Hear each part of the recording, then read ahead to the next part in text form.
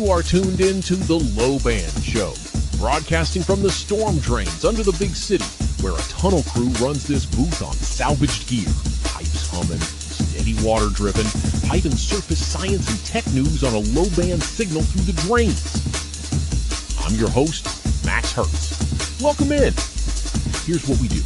We take real science and tech news from the surface, summarize it, then go deeper to educate, entertain, and shed light on what's in store for our collective future. News from the net, clear signal, and a little tunnel. If you came for hype, you took a wrong turn at the storm drain. Welcome in, underground and on the air. Wiz, good to have you in the booth today. Glad to be here, Max. Ready to dive in.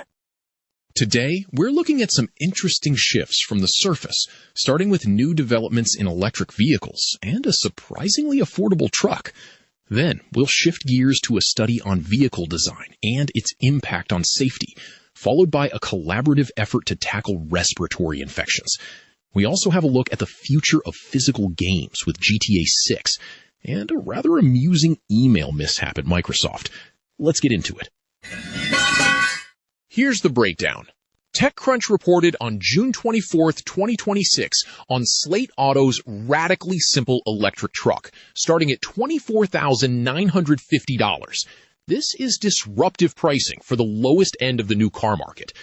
Wiz, Slate Auto says its stripped-down electric pickup will start at $24,950 before fees, with the base model's estimated range increased from 150 to about 205 miles. The company has started taking pre-orders on Wednesday. That pricing is certainly aggressive for an EV, especially with the range boost. They're aiming for a different segment than most new electric vehicles by going so minimal. Wiz, for listeners who may not know, what exactly is Slate Auto? Slate Auto emerged from stealth about a year ago, focusing on extremely basic, customizable electric vehicles. Their strategy is clearly to hit a price point no one else is touching in the EV space. Since then, the company has been steadily detailing the extremely basic, transforming EV, which starts as a two-seater pickup truck, but can be modified into a five-seater SUV. The SUV version will start at $29,950, Slate said Wednesday. A transforming EV that owners can modify is certainly a novel approach. The difference between a basic truck and a five-seater SUV for $5,000 points to serious modularity. Slate has said the conversion can be done by professionals or by owners themselves. On Wednesday, it finally showed off some of the first of its Slate University how-to videos, which guide people through the steps for doing everything from the SUV conversion to adding headlight covers. And what's this Slate University all about, Wiz? Slate University is their platform for how-to videos, empowering owners to perform conversions and customizations themselves. That reinforces the owner-modifiable aspect. If you want to change your vehicle, they're providing the instructions directly. Everything else about the truck is bare, though it's customizable. It has hand-crank windows, lacks an infotainment system, and all orders start with the same gray composite material, with no paint options, as Slate plans to let buyers order customizable wraps for the vehicle. That likely helps cut out a major cost center, as factory paint shops can run in the hundreds of millions of dollars. Hand-crank windows and no infotainment are certainly stripped down. The customizable wraps instead of factory paint is a clever way to keep costs down and offer personalization, leveraging owner effort. The company did not offer more details about the buying process. Slate has said it won't have traditional dealerships and plans to sell directly to customers, similar to other EV companies like Tesla, Rivian, and Lucid Motors. Direct-to-consumer sales, bypassing dealerships, is a common move for new EV companies. It simplifies the distribution, but might mean a different kind of customer service experience for buyers. The long-term success of this model will certainly depend on execution and market acceptance.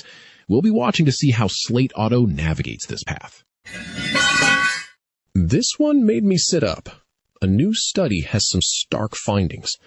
The New York Times reported on June 22nd, 2026, that an increase in vehicle hood height is causing hundreds more pedestrian deaths each year. This points to a significant and often overlooked aspect of vehicle design and public safety.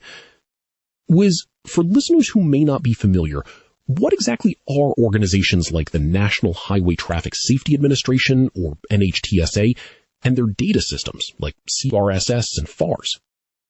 NHTSA, the National Highway Traffic Safety Administration, is the U.S. federal agency responsible for vehicle safety.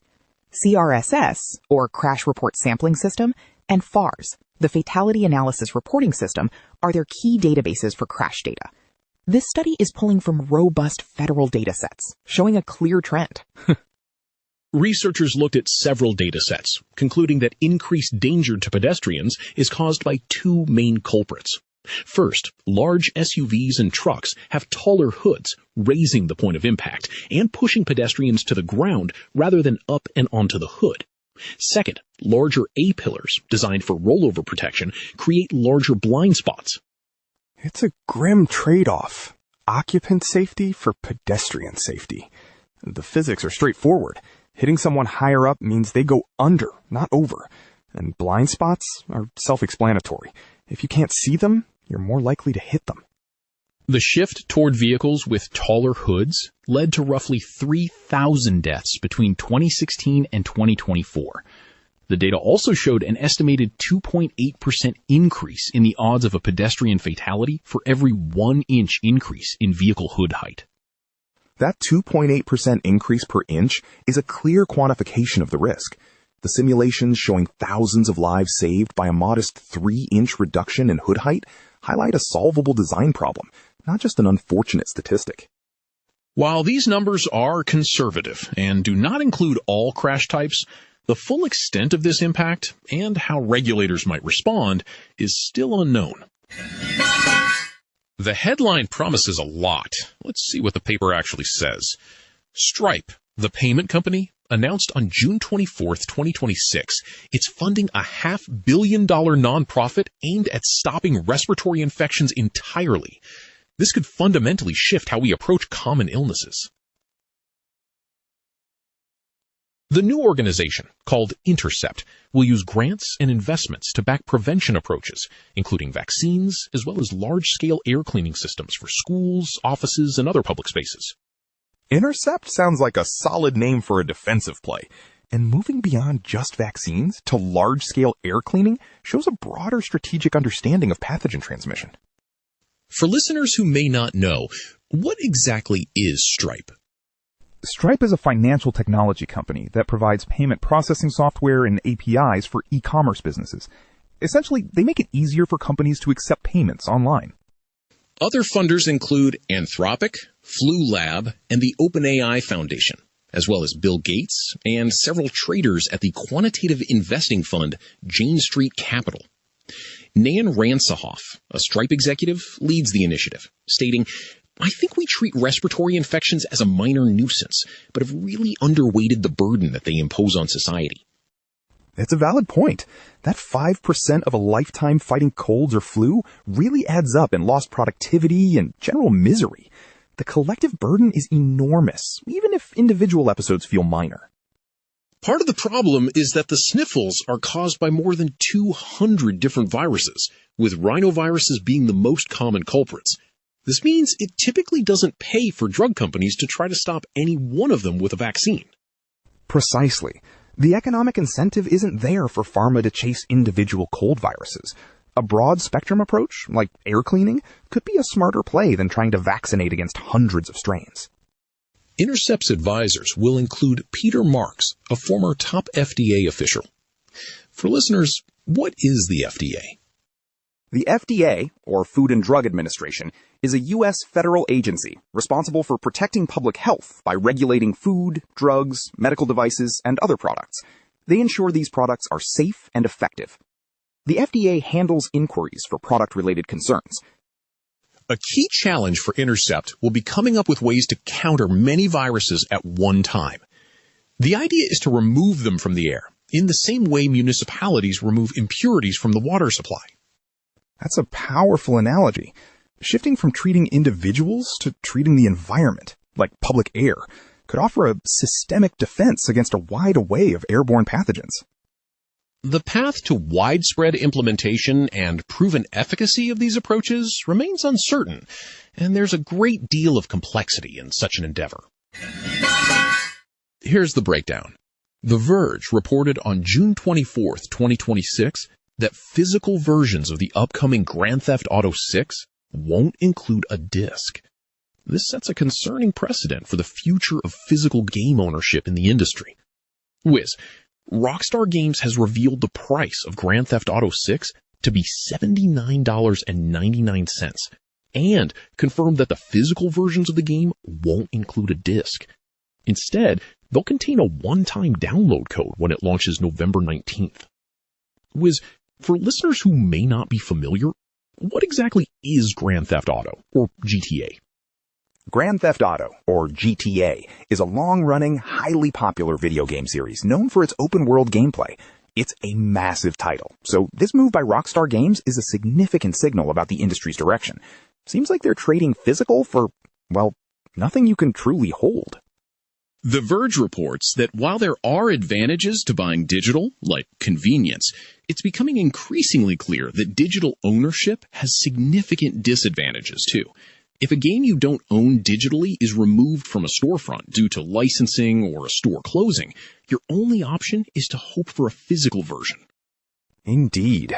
Losing access to an entire digital library if an account is banned, even unfairly, is a real risk. Plus, the inability to sell or trade digital games fundamentally changes the nature of ownership. You're effectively renting, not owning a license to play. It's also much harder to preserve digital games because they only exist on the hard drive of a console or PC.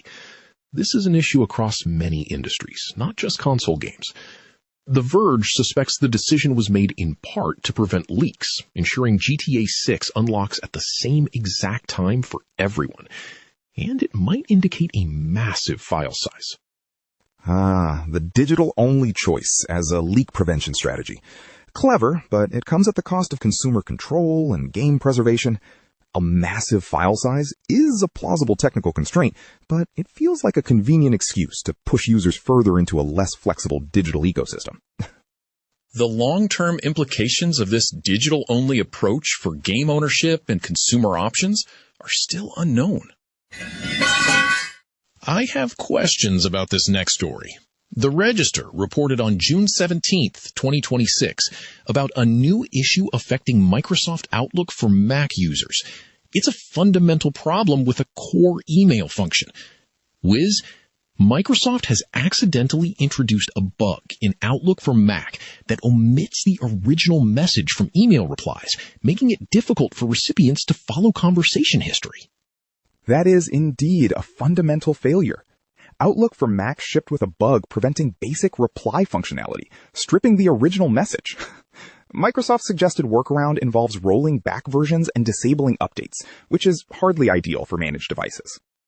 Until Microsoft releases a fix, its suggested workaround is to roll back from version 16.110 and disable automatic updates, which is great for users in full control of their devices, not so good for anyone with a managed device, notes the Register. Administrators with fleets of Macs running Outlook should brace for help desk tickets.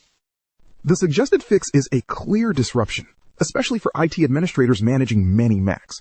Forcing users to manually copy and paste previous messages just to reply fundamentally breaks the workflow. It's a regression in basic utility. The report states, in some instances, having a user copy and paste the salient bits of the email they are responding to might not be such a bad thing.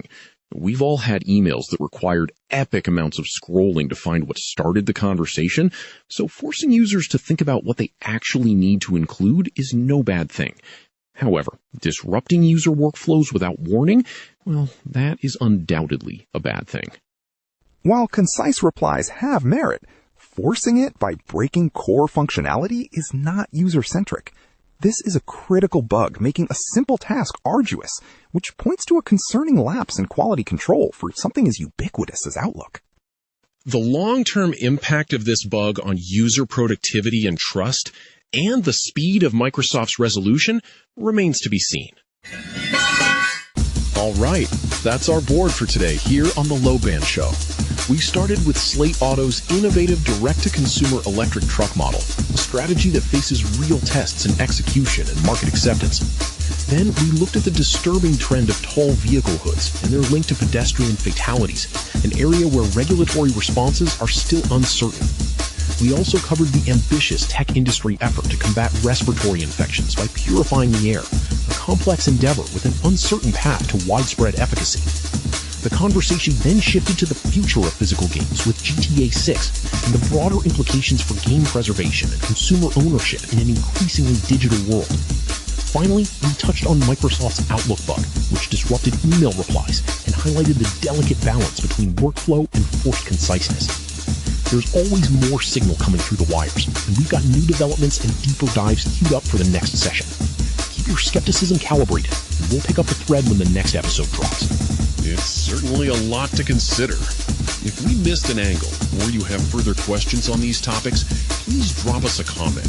We read them down here in the tunnel. And if this signal helped you stay informed, like or subscribe keeps the pipes humming. More surface news and deeper dives are coming through the grate soon. Until then, stay curious. We'll catch you next time on the LowBand Show.